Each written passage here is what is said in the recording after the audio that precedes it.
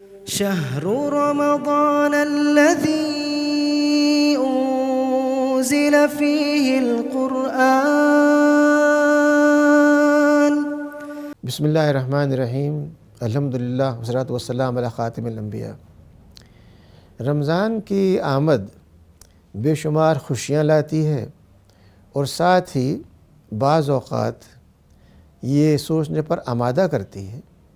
کہ اللہ تعالیٰ کے کتنے احسانات ہیں کہ اس نے ایک شخص کو رمضان کے آنے تک زندگی کی مہلت دی، اسے یہ موقع دیا کہ وہ اس مہینے کے اندر اللہ تعالیٰ سے مغفرت طلب کرے، اور اس ماحول میں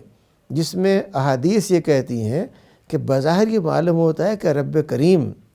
تلے بیٹھے ہیں معاف کرنے کے لیے. حدیث کے الفاظ ہیں کہ جس نے رمضان کے روزے رکھے اور وہ رکھے احتساب کے ساتھ تو اس کے تمام پچھلے گناہ معاف کر دیے گئے. جس نے رمضان کے روزے رکھے قیام کے ساتھ، یعنی وہ رات کو جاگا، تمام گناہ ماضی کے معاف کر دیے گئے. جس نے رمضان کے روزے رکھے لیلۃ القدر کے اندر، شب قدر کے اندر جاگ کر کے ہم گناہ معاف کر دیے گئے. گویا ہر جملے کے ساتھ جو چیز وابستہ ہے وہ صفت مغفرت ہے. ایک شخص روزہ رکھ رہا ہے اور محض جائزہ لے رہا ہے کہ میں نے کیا اچھائیاں یا برائیاں کی. ایک شخص محض کھڑا ہوا ہے، اللہ تعالیٰ کے ذکر کر رہا ہے، قرآن کریم کی تلاوت کر رہا ہے، اور وہ رات کے بڑے حصے کو گزار رہا ہے جاگ کر کے. اور ایک شخص ان طاق راتوں میں جو مہینے کے آخر میں آتی ہیں ان کے اندر تلاش کر رہا ہے کہ وہ کون سی رات تھی قوت والی جس کے اندر قرآن نازل ہوا. یعنی ہر فرد کی صلاحیت اور اس کی کوشش کے لحاظ سے جو چیز اس کا پھل ہے وہ مغفرت ہے. یہ کتنا آسان نسخہ ہے کہ ایک شخص اپنے آپ کو محض اس ایک مہینے کے اندر ان بے شمار کمزوریوں سے بری الذمہ کر لے جو اس نے جان بوجھ کے یا غلطی سے اس سے صادر ہو گئی. مجھے بتائیے کون انسان ایسا ہوگا جو صبح سے شام تک کسی موقع پر اس کا زبان سے کوئی ایسی بات کہہ دینا جو کسی کا دل دکھانے والی ہے، کسی لمحے اس کا پیسے کا استعمال ایسے کرنا جو اسراف ہو یا کنجوسی ہو، بخل ہو، اور کسی لمحے اس کا کسی ایسے کام کی طرف متوجہ ہو جانا جو اللہ تعالیٰ کو مطلوب اور پسند نہ ہو. انسان چونکہ اختیار رکھتا ہے، اس کے اندر بہت سے جذبات پائے جاتے ہیں، اس لیے یہ چیزیں واقع ہوتی رہتی ہیں، اور اسی کا نام انسان. اس لیے اگر ایک ایسا انسان جو خطا کا پتلا ہو لیکن اسے ایک ماہ ایسا مل جائے کہ وہ تمام خطائیں معاف کروا لے، تو کیا یہ ایک ایسا نادر موقع نہیں ہے جس کے لیے انسان اپنا تمام وقت، تمام دولت، تمام احساسات، ہر چیز کو لگا کر کے محض ایک چیز حاصل کر لے، اور وہ ہے رب کی قربت، رب کی محبت، رب کی رحمت، رب کی مغفرت. رمضان اپنے ساتھ جو بھلائیاں لاتا ہے اس میں سے ایک بڑی بھلائی یہ ہے کہ وہ قرآن کریم جس سے ہمارا تعلق بہت گہرا ہونا چاہیے لیکن عام حالات میں دیگر مصروفیات کے سبب بڑا کمزور ہو جاتا ہے. یہ وہ مہینہ ہے جس کے اندر اس بات کا موقع ملتا ہے کہ دن ہو یا رات انسان اپنے رب کے کلام سے اپنے آپ کو قریب کرے. جدید ایجادات نے بڑی آسانیاں کر دی ہیں کہ آپ کو اپنے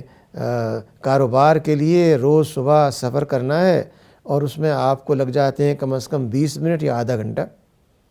آپ نے اپنے کانوں پہ ہیڈ فون لگایا اور اپنی گاڑی کے اندر، حتیٰ کہ موٹر سائیکل کے اوپر بھی آپ کی جیب میں موبائل ہے، اس میں آپ نے قرآن کریم کی تلاوت لگائی اور آپ اس کو سنتے ہوئے جا رہے ہیں.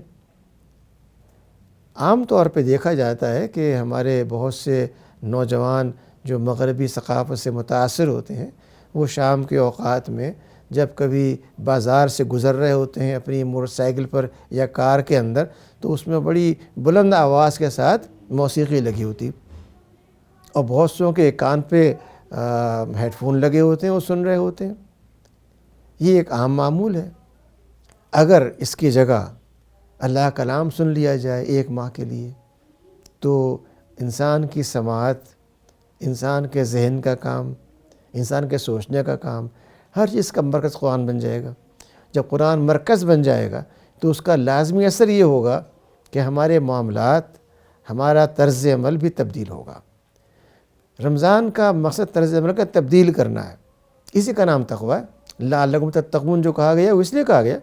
کہ اس بات کا پورا امکان ہے کہ جب اس کام کو، جو تقویٰ کا کام ہے، نیکی کا کام ہے، بھلائی کا کام ہے، اللہ تعالیٰ کے خوف اور محبت کے ساتھ کیا جائے گا، تو انسان کے سوچنے کا انداز ہی نہیں بلکہ اس کے کام کرنے کا انداز بھی تبدیل ہو جائے گا۔ وہ نرمی کے ساتھ، محبت کے ساتھ، ملائمت کے ساتھ گفتگو کرے گا۔ اس کے چلنے کا انداز فخر و غرور کا نہیں ہوگا، خاکساری کا ہوگا۔ وہ اپنے اوقات کار کو اس طرح تقسیم کرے گا کہ وہ سب کے سب محض کاروبار کے نظر نہ ہو جائیں، بلکہ اس کے وقت کا ایک حصہ اس کی رب کی یاد کے لیے، اس کے مالک کے شکر کے لیے، ان احسانات کو یاد کرنے کے لیے جو اس نے انسان پر کیے ہیں صرف ہو۔ یہ وہ رمضان کا ایک بہت بڑا فائدہ ہے جسے ہم بآسانی حاصل کر سکتے ہیں اگر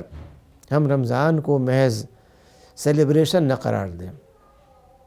بعض اوقات رمضان ایک سیلیبریشن یا ایک جشن بن جاتا ہے جس کے اندر بڑی بڑی افطاریاں، جن کے مقاصد بعض اوقات سیاسی ہوتے ہیں، بعض اوقات معاشی ہوتے ہیں، بعض اوقات محض اپنی شہرت مقصود ہوتی ہے جسے آپ گلیمر کہتے ہیں۔ یہ تمام چیزیں رمضان کی روح کے منافی ہیں۔ رمضان چاہتا ہے کہ لازمی طور پہ آپ ایک راہگیر کو بھی بلا کر کے، چاہے دودھ کے ایک گلاس سے، پانی کے ایک گھونٹ سے، ایک کھجور سے افطار کروا دیں، اور یہ اس کا جو اجر ہے وہ اس سے کم نہیں ہے جو ہم سمجھتے ہیں کہ ایک بہت بڑی دعوت کی جائے، اس میں لوگوں کو، سینکڑوں کو بلایا جائے، بلکہ یہ جو ایک کھجور ایک اللہ کے نام پر دی جانی ہے، اس کا جو اس سے کچھ کم نہیں ہو سکتا۔ اس لیے یہ جو پورا مہینہ ہے یہ اس غرض کے لیے ہے کہ ہم کس طرح سے اپنے رسوم و رواج کی اصلاح کریں، اپنے فضول خرچی کے رویے کو تبدیل کریں، کس طرح سے اپنے اندر خوش اخلاقی اور مہمان نوازی پیدا کریں، کس طرح سے ہم یہ احساس بیدار کریں کہ معاشرے میں ہر فرد امیر اور وسائل کا ایک ساتھ موجود نہیں ہے، بلکہ بہت سو کے وسائل نہ ہونے کے برابر ہیں، اور ان کے ساتھ ہمیں کیا کرنا چاہیے۔ یہ مہینہ اس بات کی تعلیم دیتا ہے کہ ہم چاہے وسائل کم ہو یا زیادہ ہوں، ان لوگوں کے لیے جو وسائل سے محروم ہیں آگے بڑھ کر کے انفاق کریں۔ چنانچہ حدیث میں آتا ہے رسالۃ والسلام اس مہینے کے اندر اتنی فیاضی کے ساتھ تقسیم کرتے تھے اموال کی، دولت کی، پیسے کی، چیزوں کی، کہ ہمارا مطلب تھا کہ ایک آندھی آ گئی ہے جس میں وہ چیزیں بٹ رہی ہیں۔ یہی شکل ہم چاہتے ہیں کہ رمضان میں ہر فرد اپنے بارے میں سوچے کہ وہ کم سے کم کن وسائل میں گزارا کر سکتا ہے، اور اس کے وسائل کی بڑی تعداد اور مقدار کون سی ہے جو اوروں کے فائدے کے استعمال ہو سکتی ہے۔ اگر یہ شکل اختیار کی جائے تو ملک پاکستان کے وسائل ایسے ہیں کہ یہاں کا ایک ایک فرد، ایک ایک بچہ، غریب سے غریب انسان بھی اس مہینے کی برکت سے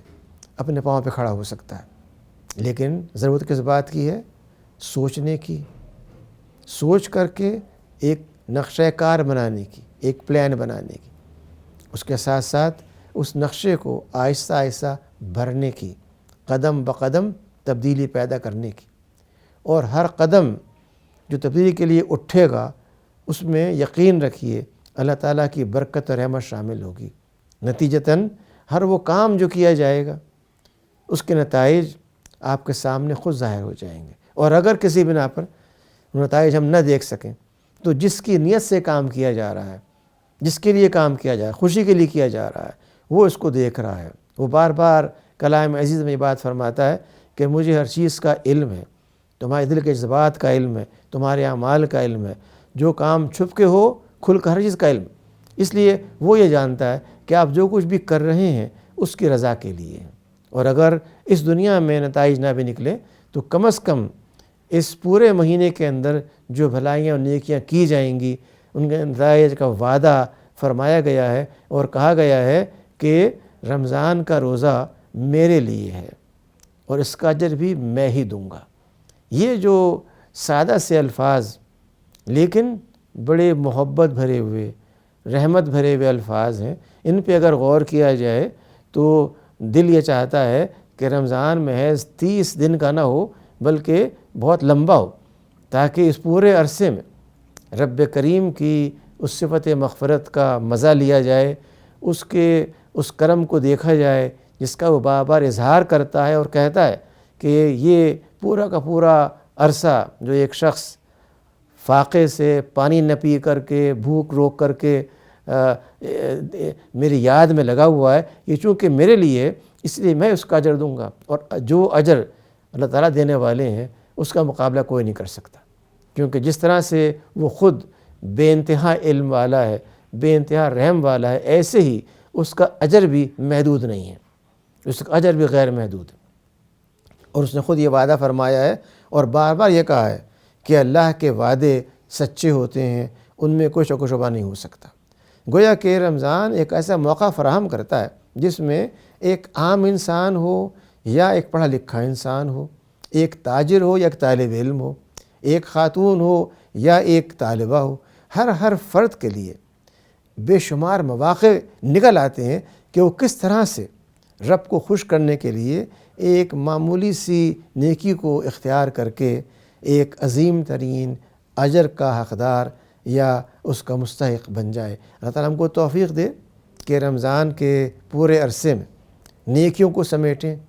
بھلائیوں کو سمیٹیں، اور بھلائیوں کی اشاعت اور قیام کے اندر ایک کامیاب